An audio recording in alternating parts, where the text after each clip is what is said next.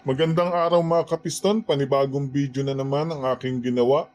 Ngayong araw na to mga kapiston, ituturo ko sa inyo kung paano mag-diagnose ng cooling pan motor. Kahit ikaw ay isang may-ari ng sasakyan at hindi ka naman mekaniko, kaya mong ma-diagnose o ma-check kung gumagana ba ang cooling pan motor. Yan ang topic natin ngayon mga kapiston. Ang cooling pan motor, makikita mo yan sa harapan ng sasakyan kasi ang trabaho niyan ay palamigin yung makina. Yung buga ng hangin yan papunta sa makina. Hindi lahat ng sasakyan gumagamit ng cooling pan motor. Yung iba, yung cooling pan nila pinapagana ng belt, wala silang motor.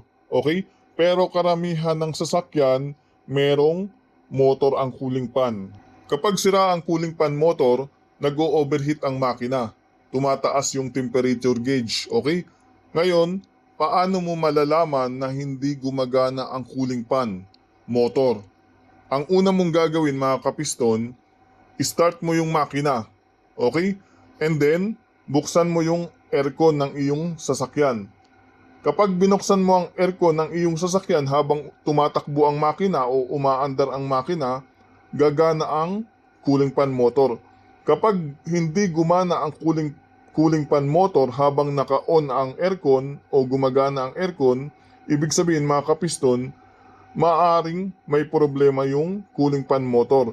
Dapat yan, kapag in-start mo ang makina, inon mo ang aircon, gagana ng tuloy-tuloy ang cooling pan motor.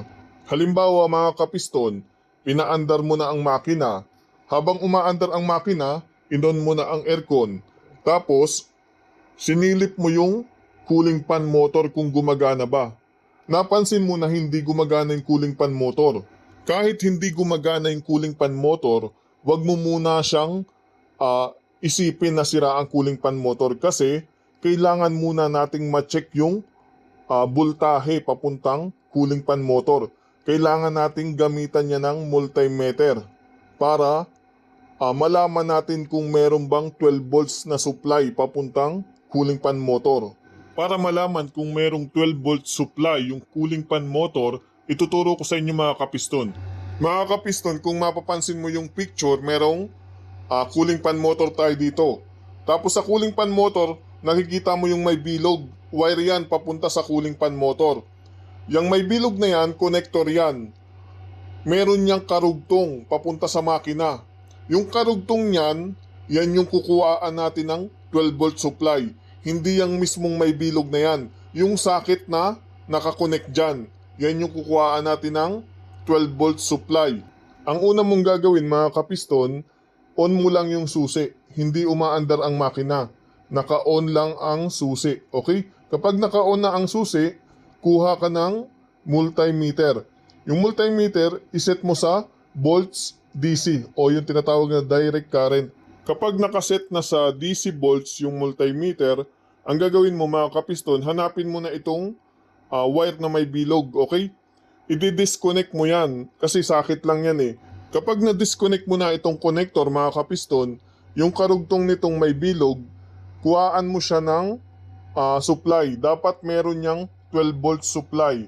Kapag yan ay merong 12 volt supply, ibig sabihin yung wiring, yung mga relay, yung mga fuse, ibig sabihin okay yun, walang problema. Ang problema mismong nasa cooling pan motor.